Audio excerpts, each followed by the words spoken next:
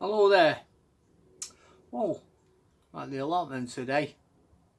First time in nearly a fortnight. This weather's been shocking, hasn't it? With the winds as well.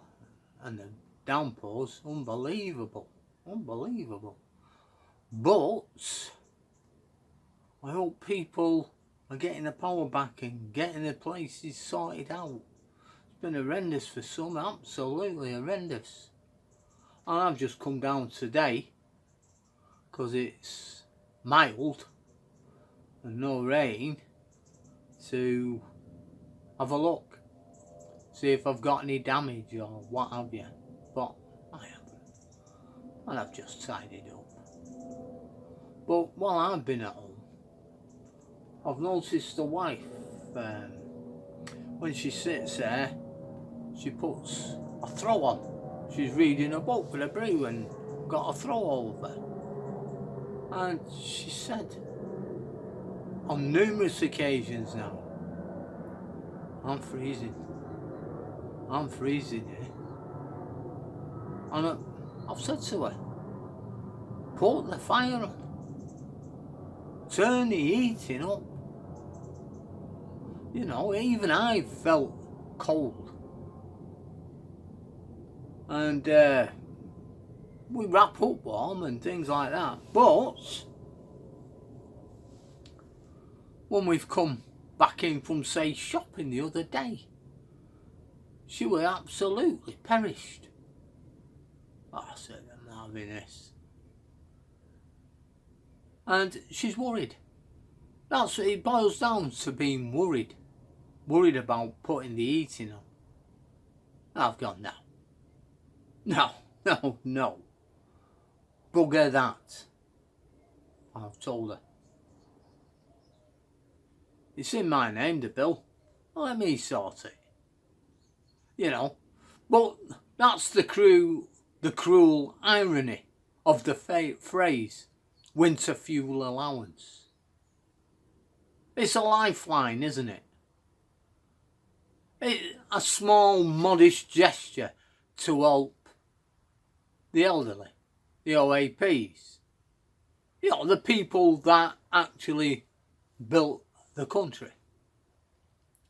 Keep warm. When the chill bites the hardest. A basic acknowledgement that after a lifetime of work and contribution, we all deserve at least that much, but not anymore.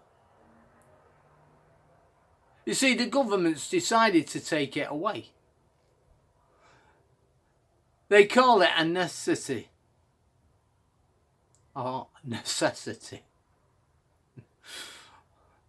It's part of their fiscal responsibility. Their efforts to plug a 22 billion black hole. Left unfunded spending, that's the excuse. But the truth is, they made a choice. And choices have consequences. They knew the consequences of this decision to cut the winter fuel allowance. Their own research told them that cutting winter fuel payments would directly result in the deaths of 4,000 pensioners. 4,000 lives gone. Not because of illness or an act of God, but because someone in a warm office, far removed from the bitter cold of reality, decided that saving money mattered more than saving lives. They call this governance. I call it something else. I call it a betrayal of every people they swore to protect. The very people. You want to hear the real insult? While our elderly are left to shiver in their homes, the government has handed £11 billion overseas. And the projects and they continue to fund it. And they continue to fund wars like the conflict in Ukraine. Now, I'm not saying these causes don't matter. But tell me this. When did we become a country that prioritises everyone else's struggles over the basic survival of our own people?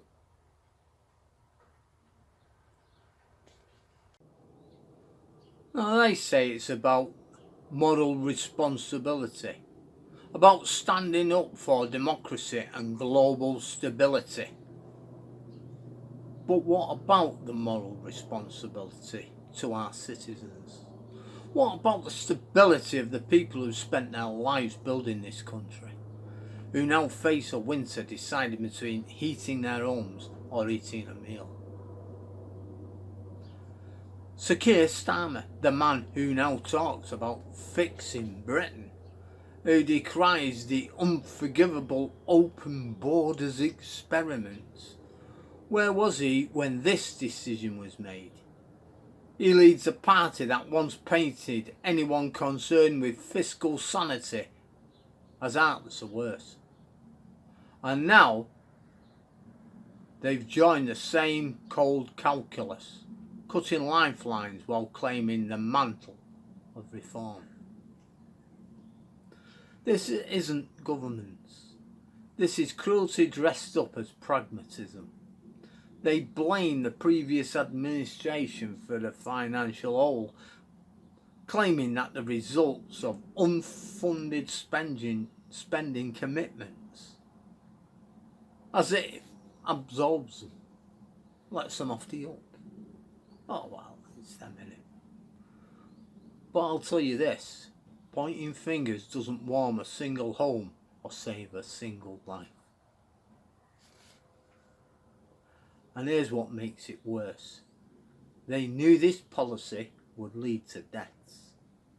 Not hypothetically, not as some abstract statistic, real measurable deaths. Now, how do you even weigh that? How do you sit in a room surrounded by advisors and sign off on a decision, knowing full well that people will die because of it? That's not fiscal responsibility. That's moral failure. We're told to make sacrifices, to tighten our belts, to understand the bigger picture. Well, where are their sacrifices? Where is their accountability? They cut winter fuel payments to save money while wasting billions elsewhere. Billions that could have kept our elderly alive, warm and safe. And don't let me tell you this is just about politics. This is about human lives.